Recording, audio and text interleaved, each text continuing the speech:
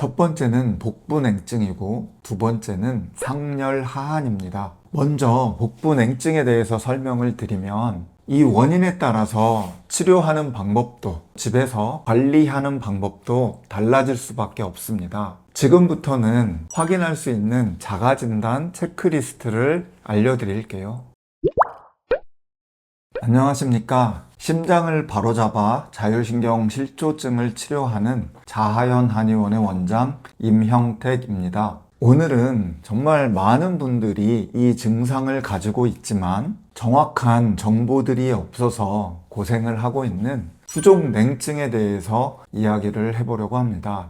많은 분들은 수족냉증을 혈액순환의 문제라고 생각을 합니다. 한의학에서는 이 수족냉증을 단순히 말초에 있는 혈액순환의 문제로만 보진 않습니다. 오늘은 수족냉증의 두 가지 주요 원인에 대해서 설명드리려고 합니다. 첫 번째는 복부냉증이고 두 번째는 상열하한입니다. 먼저 복부냉증에 대해서 설명을 드리면 우리 몸을 집이라고 생각할 때에 복부는 중앙 난방의 보일러 같습니다. 보일러가 고장나면 집안 전체가 추워지고 온도가 내려갈 수밖에 없잖아요. 마찬가지로 복부가 냉해지면 손발은 시릴 수밖에 없습니다.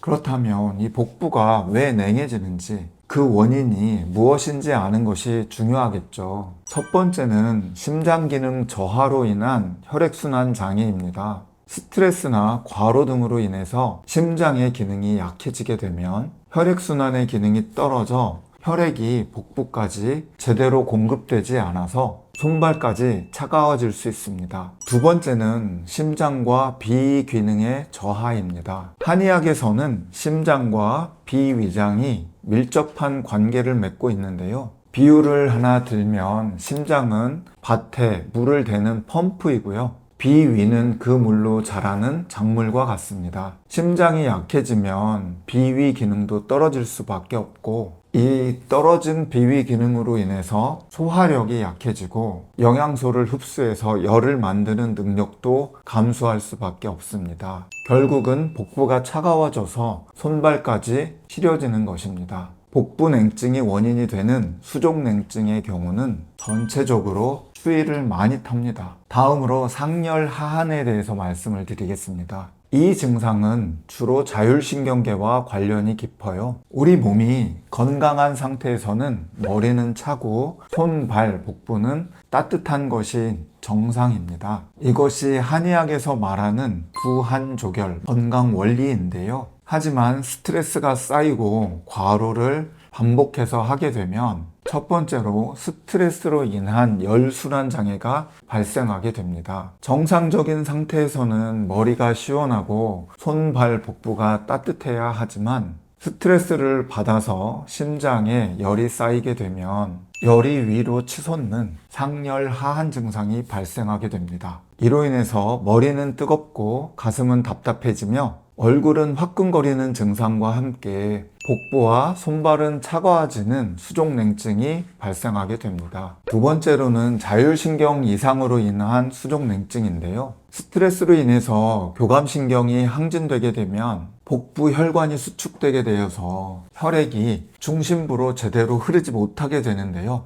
특히 스트레스 상황에서는 몸이 위급 상황에 대비하려고 혈액량을 근육과 뇌로 많이 보내게 됩니다. 이렇게 되면 상대적으로 복부와 내장기관, 즉 소화기계로는 혈액 공급량이 줄을 수밖에 없습니다. 이 상열하한으로 인한 수족냉증의 특징은 자율신경 기능의 이상으로 인한 열순환 장애이기 때문에 얼굴이 뜨겁고 가슴이 뜨겁고 이렇게 느껴서 본인은 열이 많다고 느껴지지만 손발이 찬 경우입니다. 수족냉증의 두 가지 원인, 복부냉증과 상열하한에 대해서 설명을 드렸는데요. 이 원인에 따라서 치료하는 방법도 집에서 관리하는 방법도 달라질 수밖에 없습니다. 지금부터는 나의 수족냉증이 어떤 원인에서 나타나는지 확인할 수 있는 자가진단 체크리스트를 알려드릴게요. 먼저 복부냉증의 체크리스트인데요. 첫 번째로 추위를 많이 탑니다.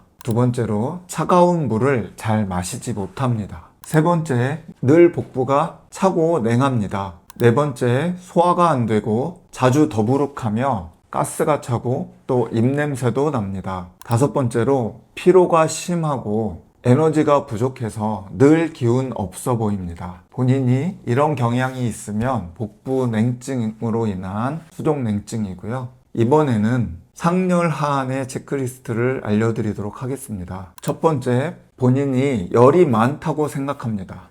두 번째, 얼굴이 자주 붉고 상열감이 있습니다. 세 번째, 머리가 뜨겁고 두통을 경험합니다. 네 번째, 스트레스를 자주 받고 긴장을 하면 손발이 냉해집니다. 다섯 번째, 구강이 건조하고 혀가 불편해서 냉수를 자주 마시게 됩니다. 이제는 생활관리법에 대해서 설명을 드릴게요. 집에서는 어떻게 관리를 하시면 되냐면요. 복부 냉증이 있는 경우 추위를 타는 분들은 따뜻한 성질의 음식, 홍삼, 계피, 생강, 마늘, 양파 이런 것들이 몸에 좋습니다. 이런 따뜻한 성질의 음식을 먹었을 때 크게 어떤 부작용이나 이런 것들이 없고 소화가 잘 되며 일단 기력이 상승하는 느낌을 받습니다. 그래서 주로 따뜻한 음식을 드시는 게 좋고요. 이거보다 더 중요한 것은 냉수를 아예 끊는 것도 괜찮습니다. 대신에 평소보다 따뜻한 물을 1배 반, 한 2배 정도까지 충분히 드시는 것이 도움이 됩니다. 그리고 주무실 때 복부에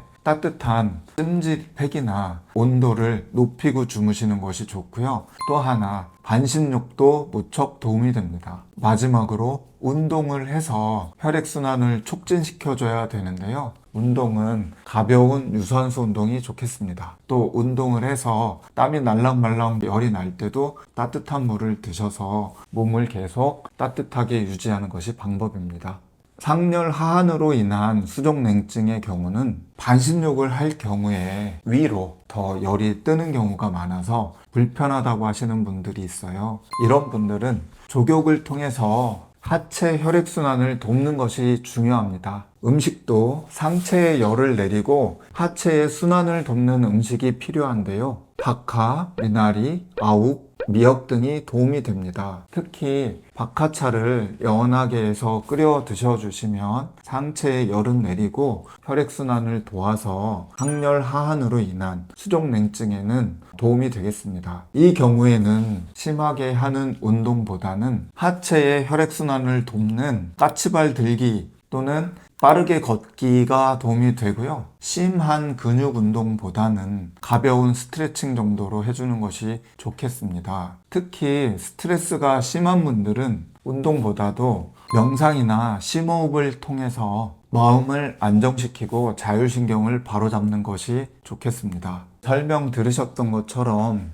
손발의 문제가 아닙니다. 수족 냉증을 해결하기 위해서는 심장의 기능을 바로잡고 자율신경의 균형을 회복시키는 것이 가장 중요합니다. 오늘 제가 준비한 영상은 여기까지고요. 이 영상이 도움이 되셨다면 구독과 좋아요도 눌러주시고요. 알림 설정 해두시면 건강에 도움되는 이런 영상들을 올릴 때 빨리 받아보실 수 있습니다. 다음에는 더 건강하고 유익한 영상으로 여러분들께 인사드리도록 하겠습니다. 감사합니다.